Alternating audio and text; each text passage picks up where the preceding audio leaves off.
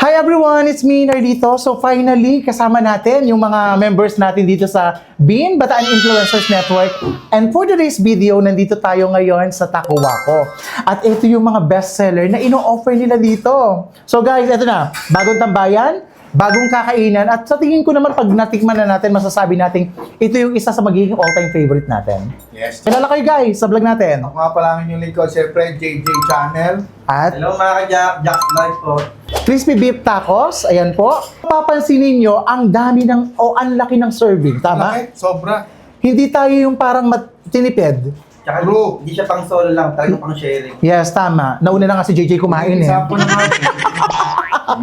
So guys, ganyan siya. Ganito kadami. Walang vlogger dito guys ha.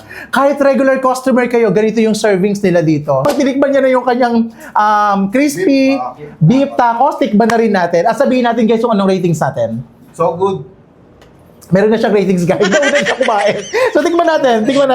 Okay, let's eat. Guys, ang laki ng serving naman nito. Sobra pang sharing talaga to guys.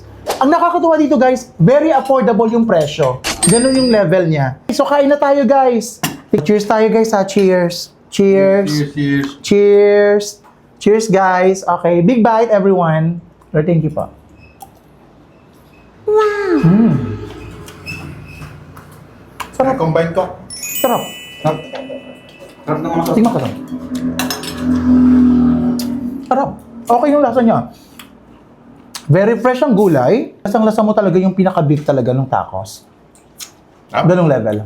Kaya kung mahilig kayo guys, sa ganitong pagkain, feeling ko talaga may enjoy nyo to. Kasi hindi kayo tinipid eh. Hindi kayo tinipid. dami. Ang laki ng serving nila dito. Gusto ko yung yung natatakam kayo guys eh. Ganong level dapat. Siyempre tatakamin natin kayo. Ganong level. Ganyang level guys. Ayun no. Sarap niya guys. Sarap. Lahat ng orderin niyo dito guys is talagang talagang gagawin talaga siya on the spot. True. Kaya masasabi nating fresh talaga yung yung ino-offer nila rito. Grabe, sarap ng combination no. Fresh gulay, may mga onion, may cheese, may melted cheese din. Tapos may pickles pa. Sarap ng gulay ng crispy talaga. Hindi ko na katitigilan.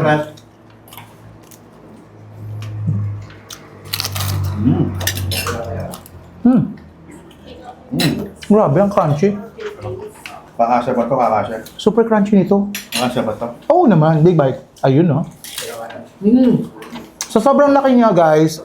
Talagang pag sinubo mo natatapon na talaga siya. Ganong ka-plenty yung, ganong ka-overload yung nila rito. Yung tacos nila rito guys. Sarap ha. Saka nakakatuwa, na-maintain yung crispiness ng ito. Oh. Hindi ako. Enjoy. Sarap. Big bite.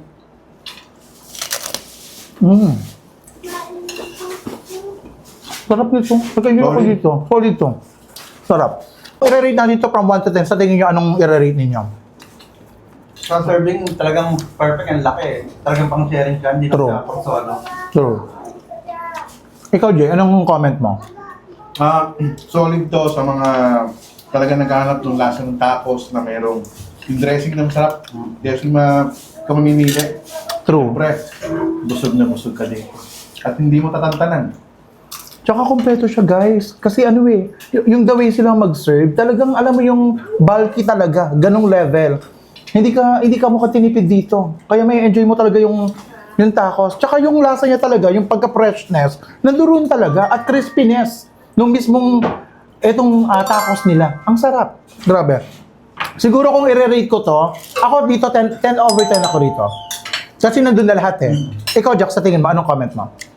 Sa akong friend, kasi yung gapan niya talagang pasok na pasok. Sa serving, affordable guys. Ikaw, Jay. 9. Kasi hindi ko pa siya naubos ng lahat. Pero pag ito naubos ng lahat, 10.5. Wow. Tama Sarap nito. Nag-enjoy ako.